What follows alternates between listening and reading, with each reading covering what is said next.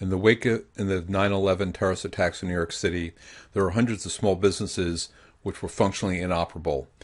The owners and staff couldn't reach their offices, couldn't access files, couldn't access computers, couldn't reach their phones. Customers had no way to reach principals of the business in order to continue their work. Every business is subject to some sort of risk where they will find themselves unable to operate in their normal manner and from their normal location. The biggest danger and threat to businesses is fire. Followed by that, particularly many areas, is natural disasters such as weather. That could be hurricanes, that could be severe thunderstorms. We can also include in that earthquakes, which occur in different parts of the country and different degrees of risk. A third area of concern, which does appear from time to time, is pandemics, large-scale outbreaks of highly infectious diseases such as the flu, controlled somewhat by flu vaccines. But we do have a history where people, very recently, where people were afraid and concerned about going out in public to be around a lot of people. People who did get the flu were out for as much as a week. So businesses were faced with problems in keeping their staffing the way they needed to, and in addition, customers who might be reluctant to interact with them. And the fourth area is terrorist attack or major criminal kinds of activity, which, while rare, can have a dramatic effect on the organization. This is a redacted email from our pediatricians. They had suffered a fire which completely destroyed one of their two offices. Fortunately, they had a primary office which was larger, and they had medical records, so they were able to continue operations, albeit they were tight for space and had to make adjustments. But they had an option, they had a plan. The key in looking at preparing for disaster and how you'll continue after this event occurs is first look at what your risks are to the business. Everyone has a risk of fire. What kind of structure do you have? Are there systems already in place, such as sprinkler systems? Do you have fire extinguishers? Do you have smoke alarms?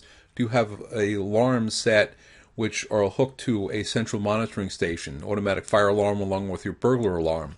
These monitor your business 24 hours a day. Your question is, how long can you afford to go without operating? If you're unable to operate from your location, what will you do for cash in order for yourselves to pay your employees so you can retain them, in order to pay your bills, in order to also receive income which is due to you? How long can you afford to operate without your permanent place? What are your plans in order to continue as best you can?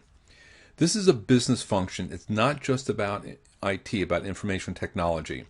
So what we propose here in this conversation is you plan, you test it, and you include your business partners in some of the planning, such as your vendors in particular and other companies you're aligned with, in order to be able to best continue your business. As we talked about in the first slide, assess what your risk is. I live in Charleston, South Carolina. My biggest risk in a lot of ways is fire first, and second of all would be severe weather, which could be a hurricane. And as this is recorded, there's a hurricane in the Atlantic right now which may come close to or hit Charleston. Probably not a lot of damage, but that day when it arrives, assuming the projections are correct, will disrupt any business operations. Heavy rains, wind, people will be reluctant to go outside, and which is be smart. We'll have low level of flooding in many areas, so it will be difficult for people to operate. Terrorism, pandemics, and accidents are smaller down on the list, but there and need to plan for. And accidents, particularly if you're in an industrial sector of some sort, is something to be concerned about. This is a study looks at the types of disasters which cause some sort of interruption for businesses.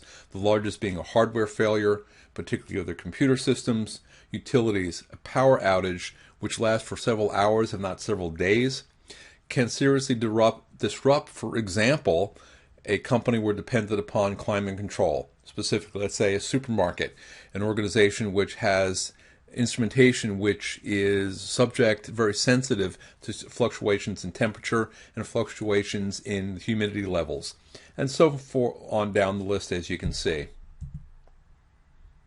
Some of the real lessons from some of the disasters we've had, such as 9/11, such as most recently and very poignantly and very publicly, was Hurricane Katrina. It was such a widespread disaster. It caused so much disruption, so much widespread destruction from the city of New Orleans and the surrounding areas, which have never completely recovered. It's a very different city than it was, much smaller. Many people evacuated, and they have no place to go back to. So one of the things you look at is your staff may evacuate in some scenarios, but they have no place to come back to. They don't have a home to come back to. If your business is there, do they have a job to come back to? They're going to need their income. They may have more stress as far as how long they can last without a job and income. So either they need to be being paid by you, or they're going to go out and seek other employment, either locally, or they're going to relocate and seek someplace else.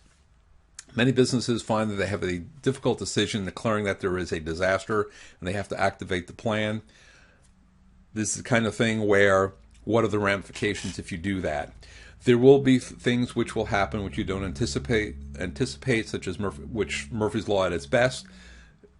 The job of a manager, where managers really make their money and earn their keep, is the ability to make the judgment and able to swing and make decisions on the fly. Look to your staff to help you and staff you in making those decisions. Look to that there may be larger calls or transaction volumes in your business, depending upon what's happening. If it's a widespread disaster, you may have more call on you, such as an insurance company. There'll be lots of calls coming in, people asking for help, needing help as quickly as they can. How are you going to manage that? That's assuming you can operate from your location. What if you have to relocate? How will people reach you? How do your customers know how to reach you? The saying is, something will go wrong at the worst possible time. This is one of the lessons we've learned over the last decade or so. That's okay. The more you plan, the better you've thought through many scenarios, the better you'll be able to make adjustments. As things don't quite work out the way they're supposed to, you'll make adjustments, and they will. 4 key facets to look at. First and foremost, people. Second is communication. Third is the workplace, the facility where people will operate. And 4, this kind of this accumulation of a couple of things I call stuff. Some things which in and of themselves are not significant, but put together will make an impact. The lessons of disasters such as Katrina is, one is people are first, and second of all, pets are very important. Pets are critically important. Many shelters prior to Katrina would not allow pets. That's changed by and large. As a business, you may find that you may need to be accommodating pets. Your question is, where will people physically work? Are they going to work from home? How are you going to communicate? How are they going to be able to interact with the business? If you have an alternative location, how will people get there? Do they have their vehicles? Can they physically get through on roads? Who is most important to be needed immediately, and others who, as they can be brought back into the business? What about their families? If you're a hospital, you have a 24/7 operation, you may not be able to evacuate your patients. There may be no place to evacuate them to, or they may be too sick to move.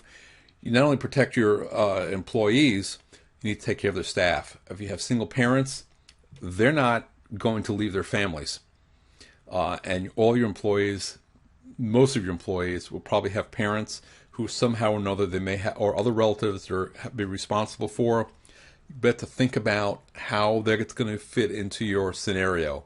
If you're in a secure building, which is hardened against disaster, you may be in a better place to bring people in. It may not be the most comfortable situation, but better than some of the alternatives. And what are the basic needs of families and your employees? Cash, food, shelter, clothing, gasoline to get to work, to and from work. Some of these basics, and there are families or other people involved, some sort of entertainment, something to keep people busy and occupied. Communication As strange as it sounds, many businesses often find they don't have readily available and accessible access to the ability to contact your employees. This includes cell phone numbers, this includes alternative numbers, some family members, some friends, somebody out of state, out of area who will know where they are, particularly if people have to evacuate. Where do they go? Personally, I have a brother 1,000 miles away in Boston, and a daughter there as well. They'll know where we always are, and we can keep in touch with them as well. What are the kinds of tools do you need? What kind of equipment do you need in order to function? You may find you need to make arrangements for portable generators, and you may have those installed in advance. And lastly, you have the ability today to be able to access your computer systems remotely. Critically important, of course, is to back up your computer systems. And by that we mean some sort of cloud-based system which is not dependent upon where you're located. Because if your facility is being is damaged or destroyed and interrupted, your backup system is going to be damaged, destroyed, or interrupted. Get it out. Back it up. Get it out. Have copies other places where you can access it. Something basic as a card will work. We have things on computer. We have things on our phones. All that's great. Hard copies still, or hard copies, plural, over several people in order to reach people. How are you going to reach them? Nothing magical about this card. Whatever works for you. Could be a one-page piece of paper. Where are they going to evacuate, assuming an evacuation situation? Same with key vendors. Because if you've got a destruction in your property, you need to get new equipment in place. Something simple as desks, phones, although cell phones generally work well. Next will be computers. And you can't necessarily depend upon getting the kind of computers you need off the shelf. This may take several weeks in order for you to be able to get your computers in. So, but having the ability to, who are you going to call, what do you need, do you have the specs of all your computers recorded, do you have all the software recorded, registrations, backup, anything you have that there are multiple copies and organized and readily accessible. The workplace itself, people will often need a physical space to work, someplace where they can gather. What are your opportunities? What are alternatives? If you're in a shopping center, an office building, maybe there's someplace else within the building. Maybe the landlord owns property somewhere or has access to property somewhere else, or you have friends, people you know in other businesses who could perhaps take you under their wing, let you have some of your space. Post 9/11, there were announcements going out from several companies that day offering free office space for companies which had been disrupted and were unable to access their space in Lower Manhattan. There was a situation where one large law firm in Midtown Manhattan offered its space to another large competing law firm, and they stayed there for quite some time in order they can get settled and find alternative locations. Large critical elements such as banks, such as the stock exchanges, will have backup facilities, almost a mirror of their main operation, much smaller, more sparse perhaps, but will function in the event that they're dislocated. The New York Futures Exchange, for instance, while their building was damaged, their floor was inaccessible. Even though it could work, they couldn't get into the building. But they had an alternative site several miles away in the borough of Queens. It was a smaller trading floor, but it had all the computers, had the desk, had the telephones, everything the traders needed to function in cramped space perhaps, but they had some place to work from. And lastly, the kinds of services you need, be it marketing services, be it telephone services and communication devices. Who are your people? Who are your key vendors? How are you going to access them? And how are they going to get in order to get you back up and running? Caring for your customers, a current list of who your customers are with contact information. If you're in an area where time is of the essence, such as an insurance company, you're communicating with your customers, your clients, and telling them, look, we have a hurricane coming perhaps.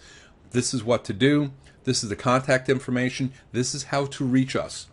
We will be perhaps disrupted for a short period of time, but these are the mechanisms. And in the 21st century, of course, internet access gives us a great deal of ability in order to function and communicate with people. Your current list of accounts receivable, and we say this, one, you don't want to be subject to attempts at fraud of getting fake bills from people claiming to owe you money and you don't have any records to show whether you do or not. An AR list helps you do that. People who owe you money, people who owe you money and people you owe. So you need an AR list, an AP accounts payable list. Contact information going out to your key customers. How are they going to communicate with each other? This can be communicated by email in advance. This is what you do. We're going to be perhaps evacuating, might be closed, or communication might be disrupted, but this is how you can get in touch with us, particularly if you're time sensitive in whatever product or service you're offering, and the time and the ability to restock and re-engage. So if you have critical vendors, you should be having a conversation with them that in the event of some sort of disaster, how are you going to work with us in order so that we can restock as quickly as possible? So you want to build a plan. You want to share the plan and talk about it with your employees. What's the basic plan? Let them have ideas as well. Get them involved. Fundamentally, your people are first. You want to be able to contact them. They need to be able to contact you. If you're the owner and the principal of the firm or the principals of the firm, how can they contact you directly? What's an alternative? Is there somebody you know, somebody you can hire, anything, so who is far away from whatever evacuation area you're in, who the people can call and get in touch so they can get current up-to-date information. As an aside, in disaster situations, and we've seen this several times, such as post 9/11, cell phone service and even landlines might be jammed, so they won't be able to get calls through, but text servicing may work. And nowadays, of course, we have Twitter and other kinds of services which can at least get basic information out. Several years ago, if you recall, there was a volcano eruption in Iceland, which caused this cloud of ash over Europe, and all aircraft plane flights were being grounded. I was able to get a text or an email through from my brother, who was stuck in, yes, Paris, but he was stuck there, he and his wife. And we were able to communicate either by email and sometimes by Twitter. I was following the Twitter feed from the European Air Traffic Control Center, so I could see that and communicate with them what the latest status was of getting out. If there's an evacuation, again, about the backup should be going on all the time. I don't care how small you are, you should at the very least have some sort of cloud-based service, not dependent upon location, which is backing up your computer systems 24/7. In other words, your backup system shouldn't be located in the same office where the computers are. Why? Fire. Fire happened immediately. You don't have time to grab the tapes or the backup media, and you're gone. And an aside, the fireproof safes are great. It will protect what's in there. But if you try to use it for media, such as CD drives or zip drives, you may find the zip drive is fine, but the data is gone. You need a media-proof safe, and even that, back it up, get it 50 or more miles away from where you are. And if you're evacuating, you print out your contact lists, you print out your AP and AR lists. 2 or more people should have these lists with them as they evacuate. Know where your destination is. You should have your destination hotels picked out already, where you're going to be going, and get reservations, and help your staff make reservations as well. But at the very least, that they should know where you're going to be locating. So you assist your employees, assist your employees with their families, notify customers and key vendors and key customers at least, and with email, you should be able to notify all customers that we're going to be shut down. There's an evacuation. You may have evacuation orders, and this is what to do. If you need to reach us, this is how you reach us, either by email. We may have a slight interruption, but we should be able to get back an email within, let's say, a day. Or you have an alternative, someplace where somebody will not have a problem getting access to the internet. So to review, people number 1, preserve what you can, back it up, get it out. Have copies, again, more than 50 miles away at the least, if not 100 miles away. Have a plan, practice it. Think about it. Well, okay, where are our AP list, which we can run off a list, run off an AR list. Who's their contacts? Check to see whether you have a current list of all your employees with immediate contact information.